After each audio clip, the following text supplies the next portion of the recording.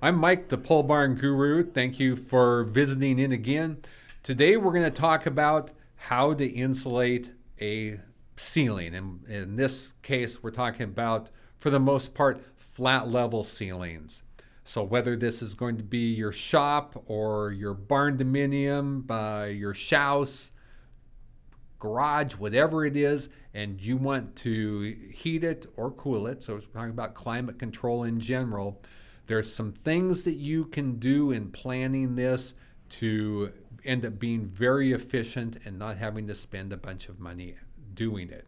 When I was first in the truss business way back when, actually I must have been only about 2 because it was 45 years ago, we had a builder who was asking us to build what was called Arkansas trusses. Well, the theory behind this is that you add thickness to your truss where it crosses your exterior walls so that you can insulate full thickness from wall to wall. Now, a lot simpler is just to call this a raised heel truss.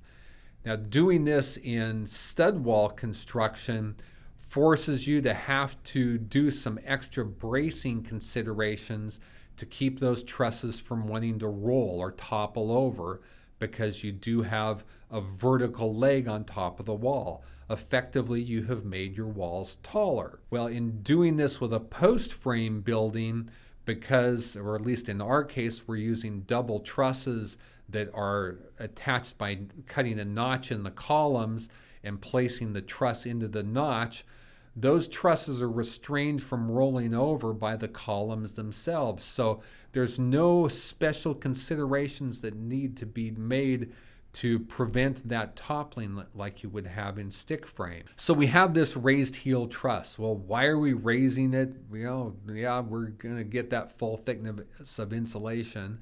And how high should we raise it? Well, you're going to create a dead attic space above your insulation. And fiberglass and cellulose insulation, I normally tell people, just because the math is easy, plan on R3 of insulation taking 1 inch. So if you're somewhere like beautiful downtown West Fargo, where I am at the Hanson Pole Building Studios, you're going to have to plan on 20 inches of insulation to get an R60. And 2 inches above that, so you get clear ventilation above. Code only requires 1, 2 is safer. So now you're going to have a 22-inch raised heel. You are going to have to think about your overall building height, because you're going to have to increase the eave or the wall height of your building appropriately to compensate for the extra truss thickness. So you want to have your insulation blown in above your ceiling. You want to ventilate that attic space by having enclosed overhangs with vented soffits, and have a vented ridge at the top so you get airflow in through the soffit, up above your insulation, and out through the peak of your roof. Makes for a nice, clean, and simple system. You don't have the added expense of spray foam insulations, whether open or closed cells. You just have that expense of your insulation, and you're going to save it over time, because over 3/4 of all heat loss is going up through your roof. It's going straight up. So let's keep it in there by having the appropriately thick insulation to solve that problem. So once again, raised heel trusses, whether you're talking to us about a building or someone else, get them on board with it.